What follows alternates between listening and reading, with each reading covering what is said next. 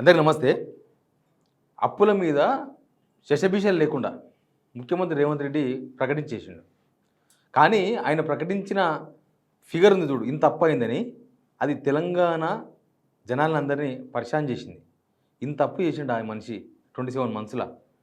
మామూలుగా మన ఊళ్ళో ఎక్కువ అప్పులు చేస్తారు కదా, ఎక్కువ అప్పులు చేస్తామని ఏమంటాం మనం? దివాలా తీసి అప్పులు చేసిన అంటాం. మరి ఈ రాష్ట్రం ఏమో దివాలా తీసింది, ఈయననేమో అప్పులు చేసిండు.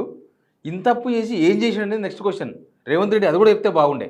నేను ఇంత అప్పు చేసి ఇవన్నీ చేసిన అని ఒక మాట చెప్తే ఇంకా కొంత ఫుల్ఫిల్ అయ్యేది, ఇంకా మంచిగా ఉండేది. మళ్ళీ అప్పులు చేసి ఏం చేసిండు? అప్పులు చేసినాక తెలంగాణ ఏమన్నా డెవలప్ అయిందా? తెలంగాణ జనాలకి ఏమన్నా డబ్బులు వంచిండ్రా? చాలా విచిత్రమైన స్టేట్మెంట్ ఇచ్చిండు. ఇప్పటిదాకా 2,5 లక్షల కోట్లు, 3 లక్షల కోట్లు అటో ఇటో అనుకుంటే ఏకంగా 3.5 లక్షలు దగ్గర ప్రకటించేసిండు ఆయన. సరే, మీకు ఆ లెక్కలని చెప్తా. అసలు ఏమవుతుంది తెలంగాణ? వీళ్ళు ప్రతిసారి కేసీఆర్ గవర్నమెంట్ అప్పులు చేసింది, మొత్తం అప్పుల పాలు చేసింది అన్నారు. అప్పులు పుడతలేవన్నారు. కానీ వీళ్ళు మాట్లాడిన మాటలు, వీళ్ళు చేస్తున్న పనులకు ఎక్కడ సంబంధం లేదు. అంత అప్పుల అప్పారావుకు మించిపోయింది. ఇంకా అప్పుల అప్పారావుకు తాత అయిన. సరే, లెక్కలు చెప్దాం. అంతకన్నా ముందు సబ్స్క్రైబ్ చేయండి, షేర్ కూడా చేయండి. ఫస్ట్ ఈయన ఏం మాట్లాడి వినండి ఒకసారి. 3,47,294 కోట్లు మేము అప్పు చేసినాం అధ్యక్ష.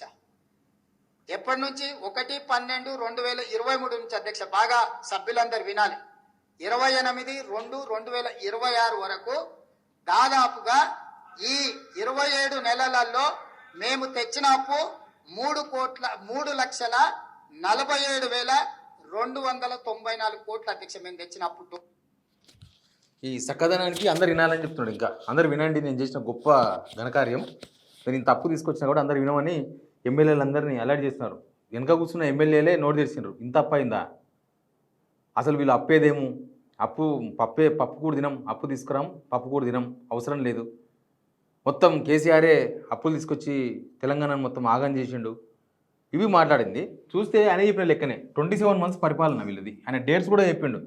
1/12 అంటే వీళ్ళ గవర్నమెంట్ 3వ తారీఖు నాడు ఫామ్ అయింది, డిసెంబర్ 2023లో. 28/2/2026 అంటే పోయిన నెల ఎండింగ్ వరకు 3,47,294 కోట్ల రూపాయలు అప్పైంది. రేవంత్ రెడ్డి స్వయంగా చెప్పిన మాటలు ఇవి, ఎవరు కాకిలేకలు కాదు. ఇంకా మార్చి ఇంకా దీన్ని యాడ్ చేయలే. ఒకవేళ మార్చి కూడా లెక్క కడితే దగ్గర 3,60,000 కోట్లు అవుతుంది. 3,60,000 కోట్లు మార్చితో కలిపితే ఇట్లా ఇప్పుడున్న లెక్క ప్రకారం 3,60,000 కోట్లు అవుతుంది అన్నమాట. ఇంకా ఇక్కడ చూస్తే నెలకు 12,862 కోట్లు పడుతుంది యావరేజ్గా. ఈ గవర్నమెంట్ వచ్చినాక 12,862 కోట్లు నెలకు అప్పు తీసుకొస్తున్నాను అనమాట. ఈయన ఈ లెక్కన 5 సంవత్సరాలలో ఇంతే అప్పు చేస్తే 7,71,764 కోట్ల రూపాయలు అప్పు అవుతుంది. కాకపోతే ఇప్పటి నుంచి ఇంకా పెరగవచ్చు. ఇప్పటిదాకా ఈ 27 నెలల పాలనలో ఎవరికి ఏమి ఇవ్వలేదు.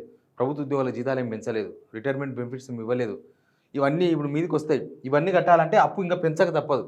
కాబట్టి దగ్గర 8 లక్షల కోట్లు అవుతుందో 10 లక్షల కోట్లు అయితే కూడా చెప్పలేం. 5 నెలల్లో 10 లక్షల కోట్లు అయినా కూడా మనం ఆశ్చర్యపోనక్కర్లేదు.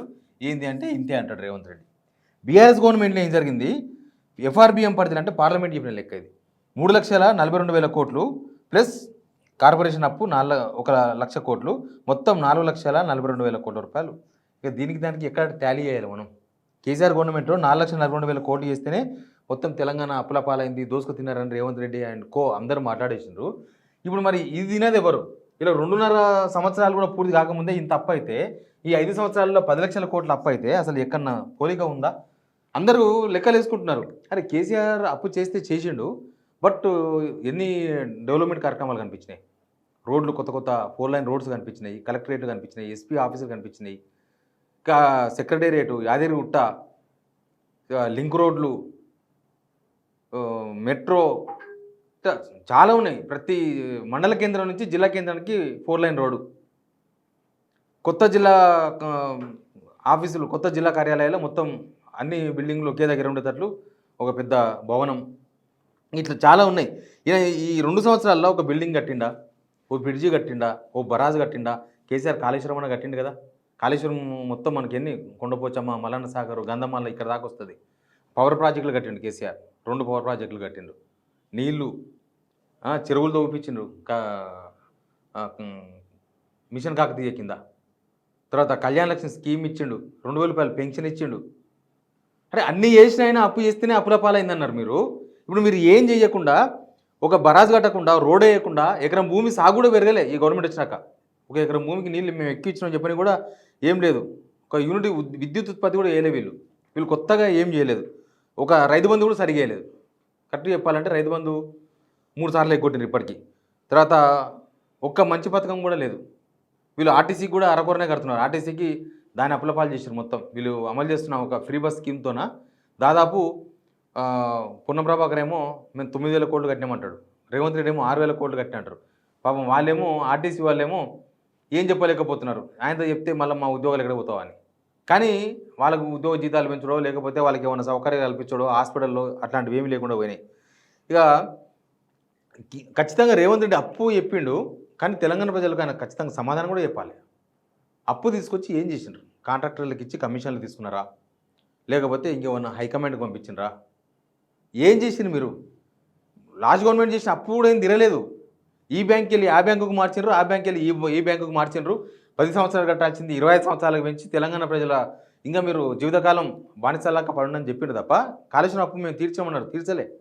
ఈ బ్యాంకులో ఉన్న అప్పును ఆ బ్యాంకుకు మార్చి దీనిలో 15 ఏళ్ళు ఉంటే దానిలో 25 ఏళ్ళు పెట్టుకున్నారు. ఎందుకంటే ఈఎంఐ తగ్గుతుంది మాకు అని. దానివల్ల నష్టమా లాభమా? నష్టం వస్తుంది. ఇంకో 15 ఏళ్ళు ఇంట్రెస్ట్ ఎక్కువ పడుతుంది మనకు. మరి రేవంత్ రెడ్డి పరిపాలన ఈ ఈ అప్పు తెలిసిన తర్వాత, ఈ అప్పు ఆయన్నే స్వయంగా చెప్పిన తర్వాత ఆయన పరిపాలనకు మనం ఎన్ని మార్కులు వేయాలి? తెలంగాణ ముందుకు పోతుందా వెనకకు పోతుందా? తెలంగాణ ప్రజలు అర్థం చేసుకోవాల్సిన అవసరం ఉంది. ఈ ఈ ఈ లెక్కలు రేవంత్ రెడ్డి పరిపాలనకు అద్దం పడుతున్నాయి. ఈయనను ఎక్కడో దగ్గర కంట్రోల్ చేయాలి. మనం 5 సంవత్సరాలు ఇంకా మనం ఏం చేయలేము, ఈయననే ముఖ్యమంత్రి ఉంటాడు, ఇంకా ఇదే కాంగ్రెస్ గవర్నమెంట్ ఉంటుంది, ఇంకా మనం ఇంతే, మళ్ళీ మనం ఓట్లు వచ్చినప్పుడు చూసుకుందాం, అది కాదు. అప్పటి వరకు మొత్తం తెలంగాణ మామూలు ఇప్పుడు జల్లెడకు బొక్కలు ఉంటుంది అట్లా పడ్డాయి. ఇంకొక 2-3 సంవత్సరాలు వీళ్ళ గవర్నమెంట్ ఇట్లే ఉంటే పెద్ద బొక్కలు పడతాయి. జల్లెళ్ళు కాదు, అప్పుడు డ్రమ్ములు పడతాయి అన్నమాట. అంటే తర్వాత మళ్ళీ తెలంగాణ తేరుకోదు. ఇంకా తెలంగాణ మళ్ళీ కోలుకోవాలంటే మళ్ళీ ఎన్ని సంవత్సరాలు పడుతుందో, మళ్ళీ వచ్చే పరిపాలకులు వాళ్ళు విజన్ పెడితే, వాళ్ళు గట్టిగా ప్రయత్నం చేస్తే ఎన్ని సంవత్సరాలు పడుతుందో, అది 1 సంవత్సరమో 2 సంవత్సరాలు అయితే అది కనిపిస్తలేదు.